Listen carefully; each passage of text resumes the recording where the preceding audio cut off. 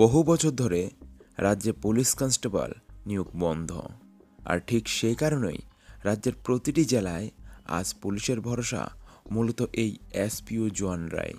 কিন্তু দুঃখের বিষয়, যাদের কাঁধে পুরো ব্যবস্থাটা দাঁড়িয়ে, আজ তারাই দিন কাটাচ্ছেন অবহেলা আর যন্ত্রণার মধ্যে। তো ত্রিপুরা রাজ্যে এসপিও জওয়ানদের ভূমিকা আজ আর নতুন করে বলার কিচ্ছু নেই। উগ্রপন্থী সমস্যার কঠিন দিনগুলোতেও ঠিক যেমনভাবে তারা ঝুঁকি নিয়ে রাজ্যের শান্তি রক্ষায় ভূমিকা নিয়েছিলেন, আজও ঠিক তেমনই প্রতিদিন তারা পালন করছেন দায়িত্ব, কখনো থানায়, কখনো লাইনে, কখনো আবার দূরবর্তী মহকুমায়।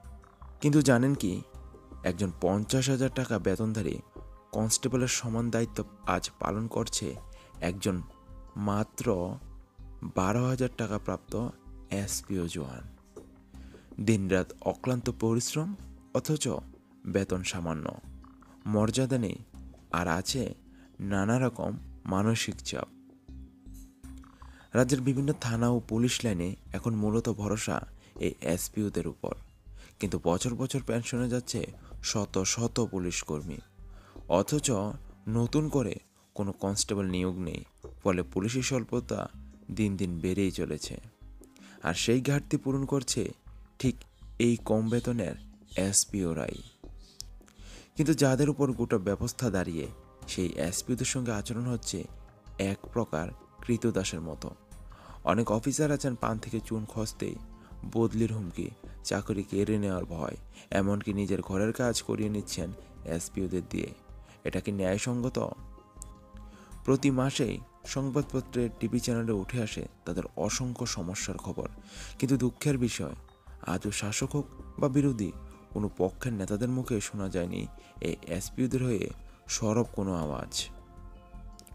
গোমতী, ঊনকোটি, ধলাই বহু এসপিও রয়েছেন যারা নিজের মহকুমা ছেড়ে দূরে দূরে বছরের পর বছর দায়িত্ব পালন করছেন।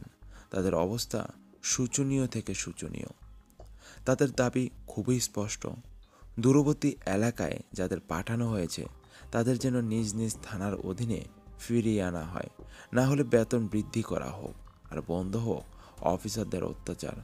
অবিলম্বে তাদের চাকরি নিয়মিত করার দাবিও উঠেছে রাজ্য জুড়ে। তো যাদের ত্যাগ, যাদের দায়িত্বে রাজ্যের নিরাপত্তা টিকে আছে, আজ তাদেরই মর্যাদা নিয়ে প্রশ্ন। এসপিওদের এই বাস্তব অবস্থা আর কতদিন অবহেলিত থাকবে? সরকারের কি আবার জায়গার সময় আসেনি? আপনি যদি মনে করেন এই ভিডিওটা সত্যি কথা বলেছে, তাহলে লাইক, কমেন্ট ও শেয়ার করুন, যেন এই আওয়াজ আর দৌড়ে পৌঁছায়। আমাদের চ্যানেল ত্রিপুরা এসপি ব্লগ এমন বাস্তব ও গুরুত্বপূর্ণ বিষয় নিয়ে আমরা কথা বলি। তো সাবস্ক্রাইব করুন আর পাশে থাকুন আমাদের সঙ্গে। Thanks for watching.